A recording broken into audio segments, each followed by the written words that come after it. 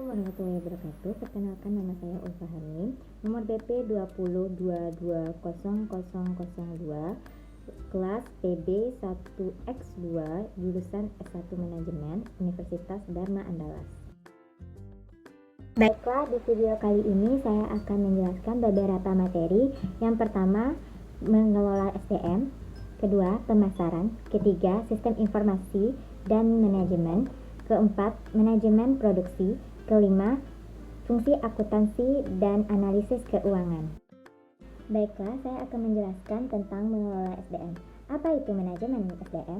Manajemen SDM adalah proses serta upaya untuk merekrut, mengembangkan, memotivasi, serta mengevaluasi keseluruhan sumber daya manusia yang diperlukan perusahaan dalam pencapaian tujuan. SDM dalam struktur organisasi, di atasnya itu ada direktur utama. Di bawah direktur utama itu ada 4 bagian manajer. Yang pertama, manajer bagian produksi.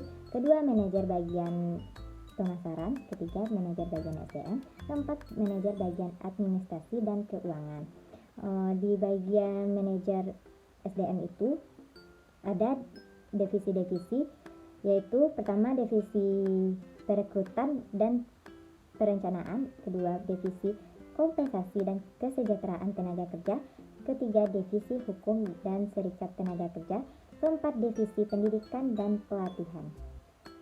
Proses manajemen SDM: pertama, perencanaan SDM, kedua, penyediaan SDM, ketiga, pengembangan SDM, keempat, pemeliharaan SDM, kelima, mengoptimalkan SDM. Selanjutnya, materi pemasaran. Sejarah pemasaran. Pertama, overview of marketing, making a sale, telling and selling. Pemasaran yang dilakukan perusahaan untuk memperoleh produknya dengan melakukan tinjauan pasar langsung di mana pasar yang dapat menampung produknya. Kedua, new view marketing. Pada zaman modern ini, perusahaan tidak perlu lagi terjun langsung ke lokasi pasar tersebut karena telah banyaknya fasilitas-fasilitas teknologi yang memudahkan manajer mengenalkan produknya secara luas dengan efektif dan efisien. Perbedaan pemasar dan penjual. Yang pertama, kita akan membahas dulu tentang penjual. Penjual targetnya itu produk atau jasa, berfokus ke menjual produk, jangka waktunya yaitu pendek. Sedangkan pemasar, targetnya itu pasar atau orang atau konsumen, berfokus memuaskan kebutuhan dan keinginan manusia, jangka waktunya panjang. Komponen-komponen pemasaran. Pertama, ada produk, yaitu segala bentuk hasil usaha yang ditawarkan ke pasar untuk digunakan atau dikonsumsi sehingga bisa memenuhi kebutuhan dan keinginan masyarakat. Yang kedua, adanya harga atau price. Harga yang dimaksud adalah sejumlah uang yang dibayar oleh user atau klien untuk mendapatkan produk yang Anda tawarkan.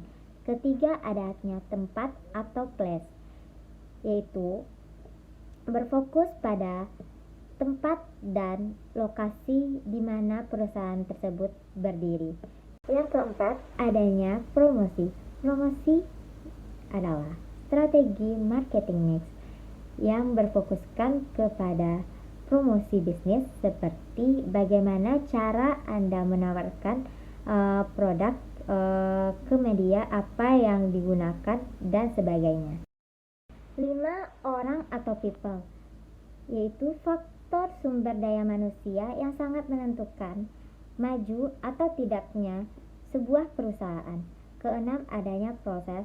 Proses ini mencakup bagaimana perusahaan melayani tiap permintaan oleh konsumennya, mulai dari memesan order hingga akhirnya mereka mendapatkan apa yang mereka inginkan.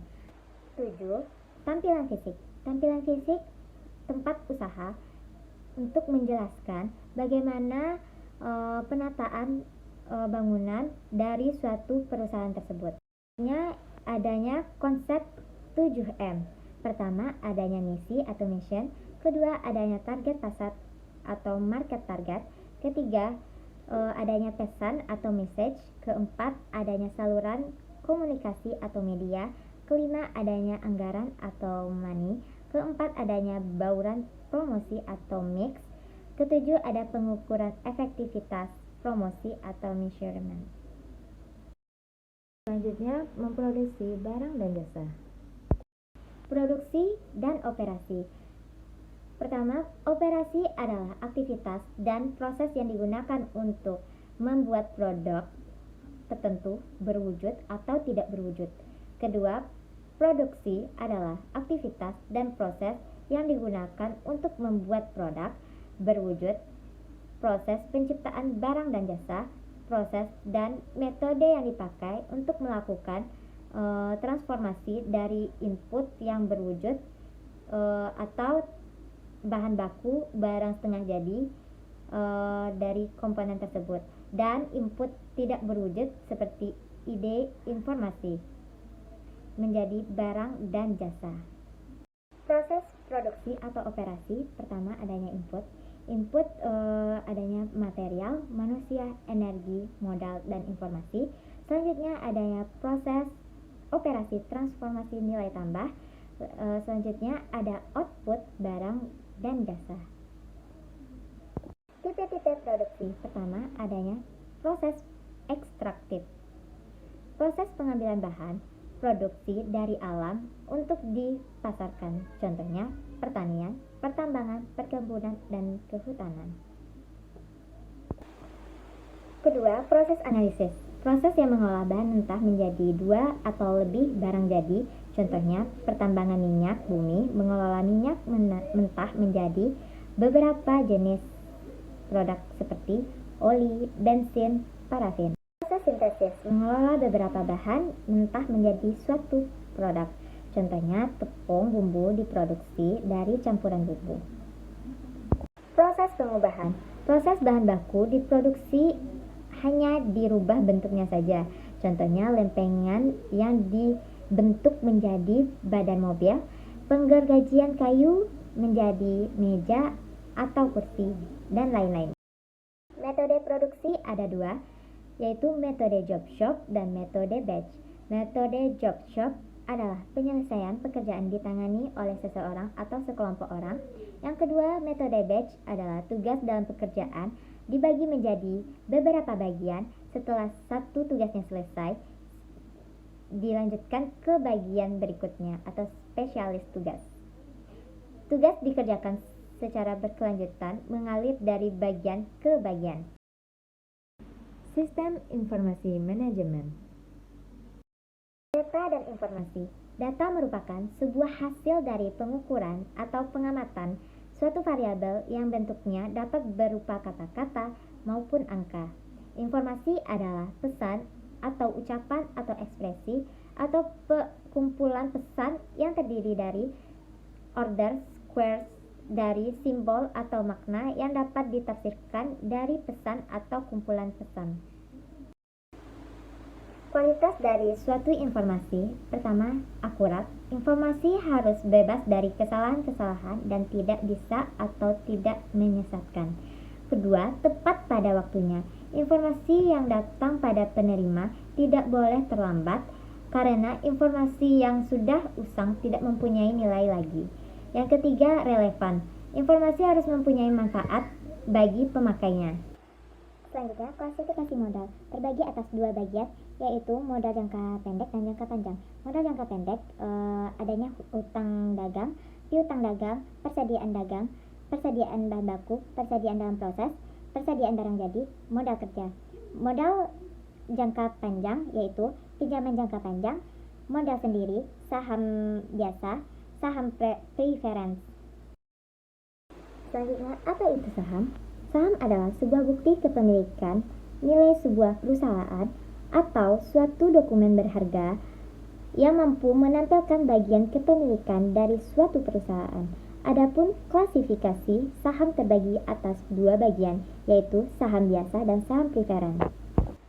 Obligasi. Obligasi adalah surat berharga atau sertifikat yang berisi perjanjian antara perusahaan emiten sebagai peminjam dana dengan investor sebagai pemberi dana secara rutin, serta melunasi pokok pinjaman saat jatuh tempo, dan obligasi itu bersumber dari pemerintah, bisa dari perusahaan daerah, dan perusahaan itu sendiri.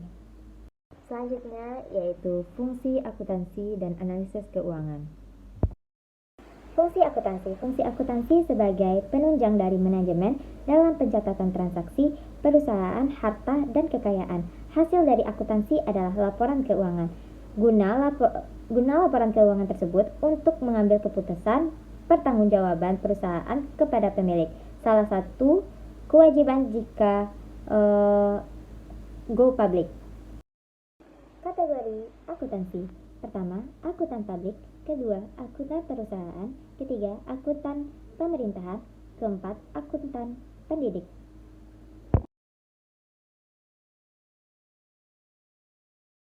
Selanjutnya, laporan keuangan. Setiap jenis laporan yang meringkas status keuangan suatu perusahaan untuk membantu dalam pembuatan laporan keuangan dibagi atas 3 bagian, yaitu pertama, neraca, laporan keuangan yang merincikan aktiva, pasiva, dan modal sendiri.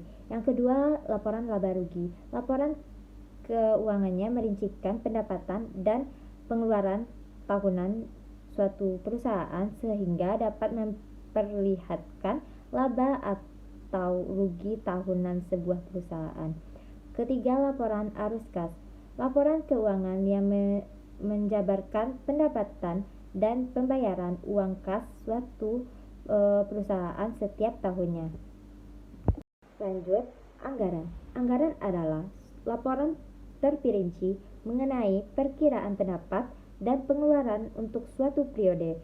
Fungsi anggaran pertama, membantu dalam perencanaan, pengendalian, dan pengambilan keputusan internal. 2, untuk menelusuri kinerja mingguan dan bulanan.